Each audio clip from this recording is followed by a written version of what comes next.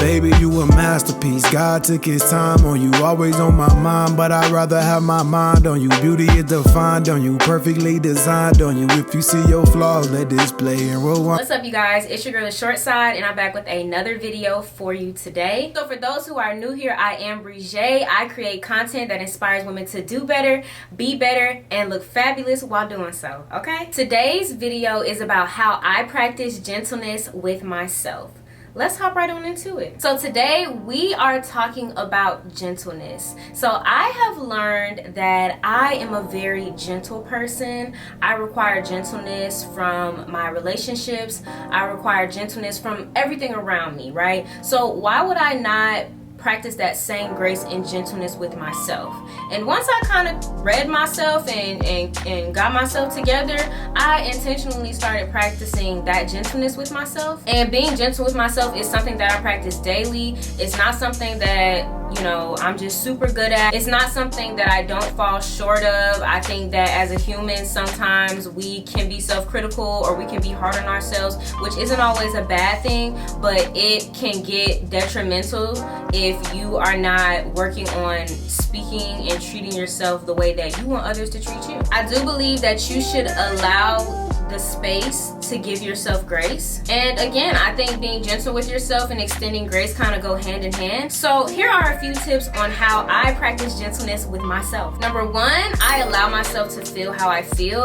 Listen, we're humans, okay? We're humans. We have feelings, we have emotions, and it is okay to feel them, even if you don't necessarily want to feel how you're feeling in the moment. One of my favorite things to do is to act like I don't care. And I know that that's not a good trait to have, but I think the fact that I acknowledge it is a means for me to work on that. So just allowing myself to be mad, to be sad, to be annoyed, to be upset, I think it's just to be happy.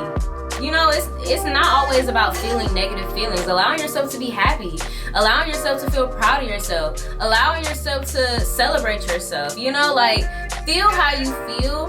And if it is a negative emotion, allow yourself that little bit of time to feel how you feel in that instance and then move on. And if you're happy, even then, allow yourself to feel that happiness or that proudness or however you feel, but don't let it take over your humbleness. So once I started acknowledging how I felt, it was a lot easier for me to work through my feelings. It was a lot easier for me to communicate my feelings, which I am still working on. But I think once I actually had a grasp for how I felt, it was easier to maneuver and work through whatever was going on with me. However I feel is however I feel.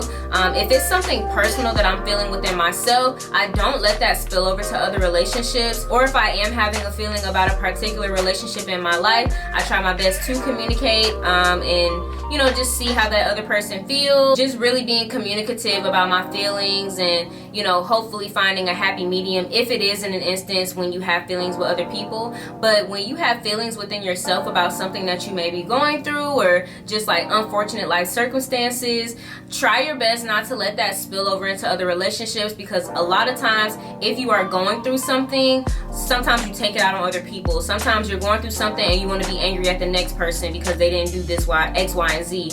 Or you're sad about something, so you know you're hurt and you're hurting and everything that's going on around you is hurting you. So just really try to be cognizant about your feelings and how you feel so that you don't put those feelings into other spaces and, you know, mess them up negatively. The next thing I do is give myself self-praise. Listen, if I did something good, I'm gonna congratulate myself and I'm gonna celebrate. If I don't do nothing, I'm gonna celebrate.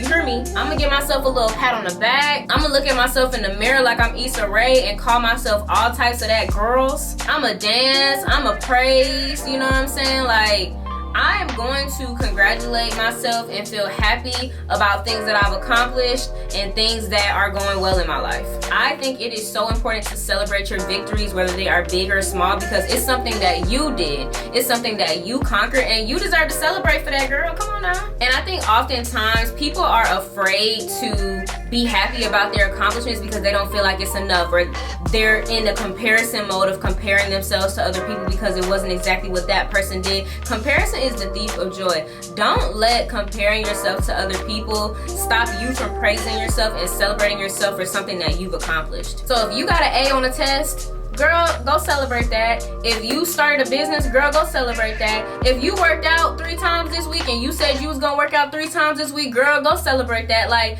find little victories in everything in life, and I promise it makes you feel so much more confident in yourself, because at the end of the day, even if you don't get that praise from anyone else, you know that you did that, and you know you that girl.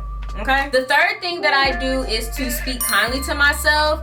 We don't do negative self-talk over here. We don't depreciate ourselves, and we don't depreciate our values over here on the ShortSide channel. Stop with that negative self-talk. Stop with that shaming. Stop looking at yourself in the mirror and just saying the nastiest things that you can say about yourself. Your body hears that, and you will eventually start to believe the things that you say to yourself. So if you catch yourself saying something bad about yourself, why don't you replace it with some things that you really love about yourself? And remember, what you speak to yourself is exactly who you are. The fourth thing I do to practice gentleness with myself is respecting my boundaries. And those are boundaries that you have placed with yourself, and there are also boundaries that you have placed with other people in relationships. There is no better way than to be gentle with yourself than respecting yourself and your boundaries and what you have said that you are going to stand for and what you aren't going to stand for. So your personal boundaries being what you will and won't accept from yourself, and your boundaries within relationships are what you will and won't accept from other people. And don't be afraid to stand 10 toes in it. I understand that it is a very uncomfortable feeling. You don't want to seem mean. You don't want to seem, you don't want to have negative connotations about yourself.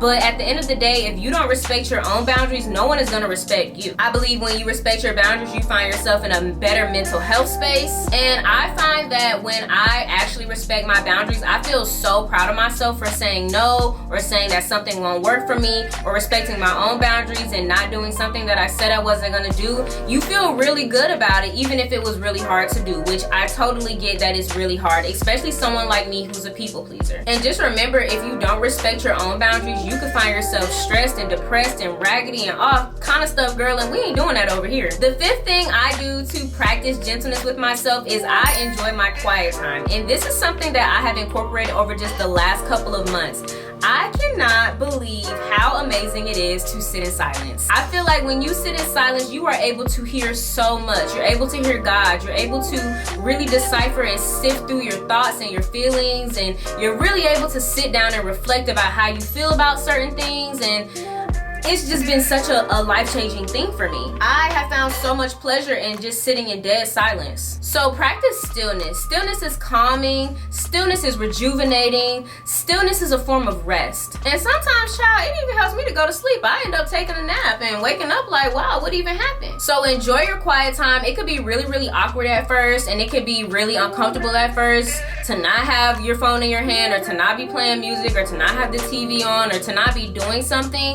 But I promise you, once you get used to it, you will feel really good that you even started incorporating that into your routine and into your life. So guys, those are all the tips that I have for practicing gentleness with yourself. Thank you so much for watching my video. If you found this video helpful, please share it with a sister out here, okay? Because they might need my tips.